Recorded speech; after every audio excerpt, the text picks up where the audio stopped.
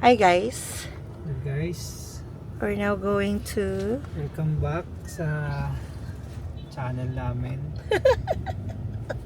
Pag-usapan natin ngayon yung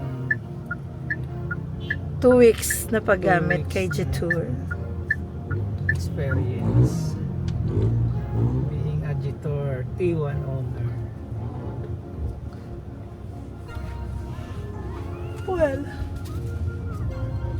Well, di pa kami nagpagas.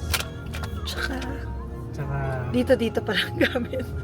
School lang na anak mo and bahay. nakadalawang full charge pa lang.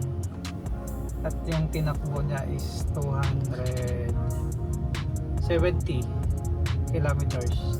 Dalawang full charge and yung nabawas Eh, yung unang full charge mo, galing pa yun sa casa, di ba?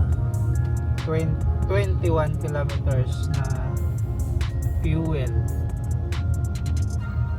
Anong 21 kilometers? worth of fuel yung nabawas dun sa gas natin. So dalawang full charge plus yung fuel, nabawasan siya ng mileage na 21 kilometers. Kasi nung tinurnover sa atin to 191,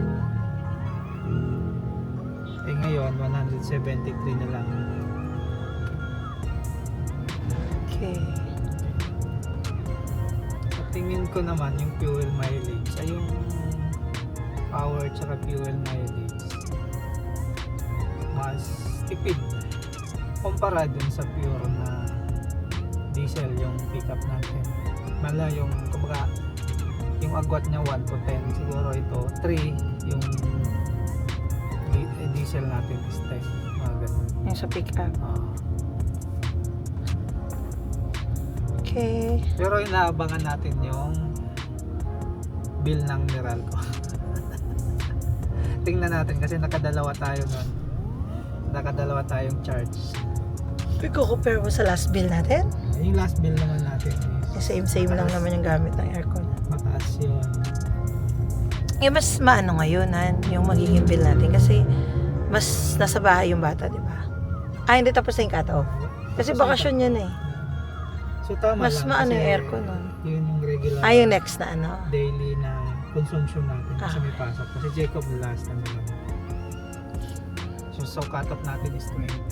So pasok siya doon sa regular. Ito po yung likod ng kotse. Yan. Ginawa na ang anak namin. Ginawa ang Hiniga po yung Wow. upuan. Hi anak. Look at mommy.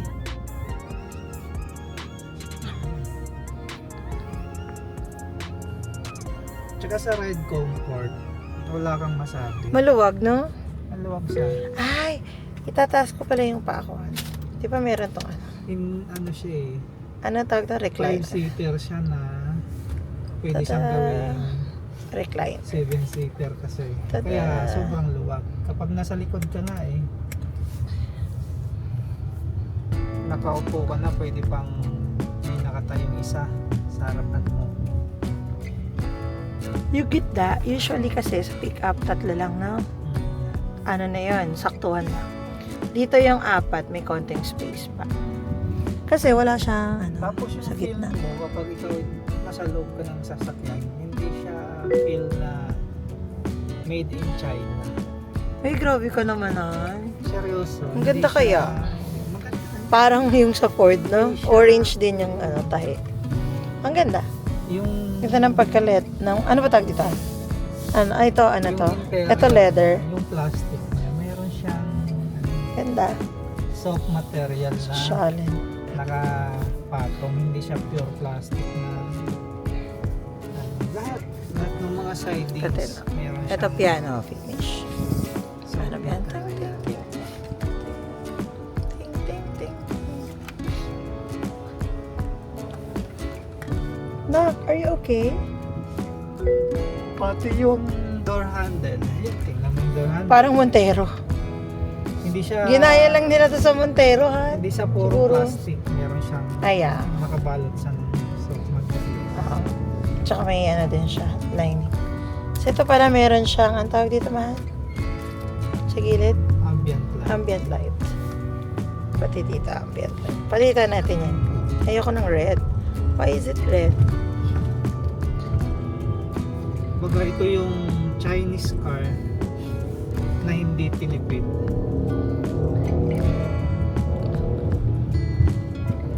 This is, Mahal, di naman talaga tipid yung presyo nito. although may Natawa ka naman. kaparehas Hindi na ito na mga Hindi naman siya mga mura. legacy brand na Talagang pa- hindi naman nila titipirin ito, Korean. mahal. Yung presyo naman niya, hindi rin naman talaga na mas katipid-tipid. mahal kumpara dito, pero pagdating sa interior same Yeah. lang. Maganda. Kumbaga hindi naman siya yung premium na premium, pero elegant. Kumbaga, Uy, yun, premium na elegant to, siya. mahal ah. Premium na to. Premium. Ang Bakit premium, ano ba may pagka-premium sa'yo? yung mga talaga. Lahat halos naman nandito ah. Voice Oo, ah. command. Yun, I mean, yung electronic features na May alarm pa dito pag may malapit na sasakyan. Ayun na, yung nag-orange. kompleto to. Kumbaga hindi siya kagaya ng mga Japanese. Malupit pa video. yung camera nito. Pwede ko to pindutin, mahal. Para makita yung sides. Ay, ba tayo? Tsaka ayaw. yung features nito, kapag gumagana lang kasi yung Camera. 360 camera kapag 15 kilometers per hour. Ah, okay. Kapag lumagpas ka na doon. Oo nga, may message nga dito sa taas. Tignan mo, ayan. Vehicle speed over 15 kilometers. Ah, okay. So, usually, you can use it sa mga paliko-liko. Liko-liko, no, Han? Yung mabagal ka para makita mo yung both sides. Tama?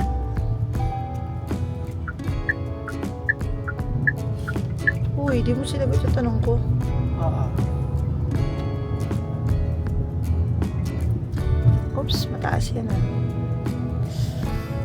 Tingnan mo naman yung mga kalye dito sa Molino. Big, ano to ah, highway Ah. pero may parang pahams. Tingnan mo nga, napapansin ko lahat ng plastic na mahawakan mo dito sa interior. Ano ba yun? Meron siyang soft material na nakapatong. Dashboard, tingnan mo yung dashboard. Hindi siya, pag ano mo, plastic. Meron siyang soft material. Yung sidings. Di ba tingnan- leather to? Ano yan? Parang dinikit na, hindi yan. Isa ganun soft material ang tawag nila dyan. Parang plastic yung pinaka-house na nakabalot ng soft materials. So feel mo yung elegant. Okay. We're heading to SM para mag-grocery para sa Christmas.